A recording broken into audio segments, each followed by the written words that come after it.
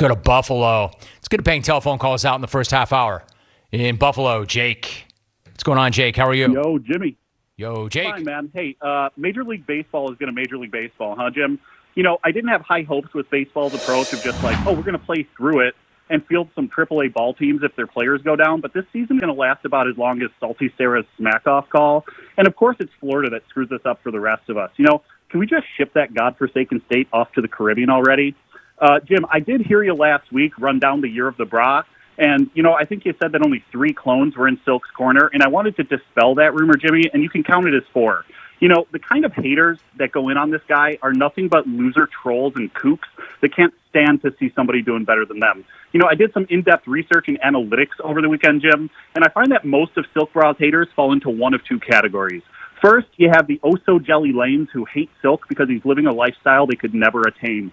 These are the people whose idea of charcuterie is, I don't know, like wrapping some Kraft American singles around some Oscar Mayer and slamming some box wine while their 5 kids with rat tails and cut-off jean shorts that they had with the first chicks they ever kissed run amok around the yard. You know, in other words, these people want to be scoping from a hot tub with babes and booze, just like Silk Bra, but the kiddie pool behind their trailer doesn't make such a great setting for their sesh. And, Jim, I'm not going to lie. You know, I'm also out here doing what I can to live that Silk life, brah. You know, up in these parts, we actually call it crisping, Jim, meaning that from May until September, I'm spending my days off on the beach or by the pool crisping up until my skin looks like a rotisserie chicken that's been sitting under the heat lamps at Costco.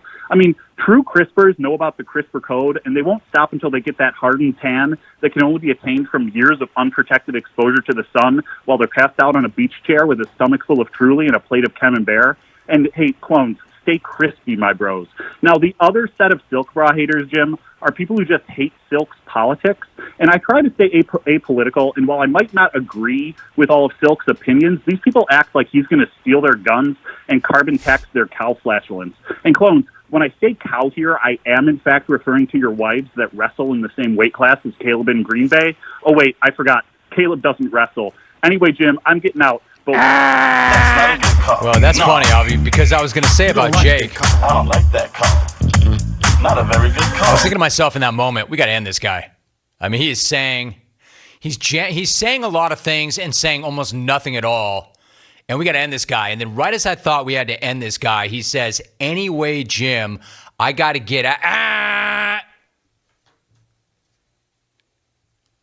Alvin's response is, quote, flubbing his lines in his script. I had no choice, Van Smack. Dude, you almost made it, Jake. Almost.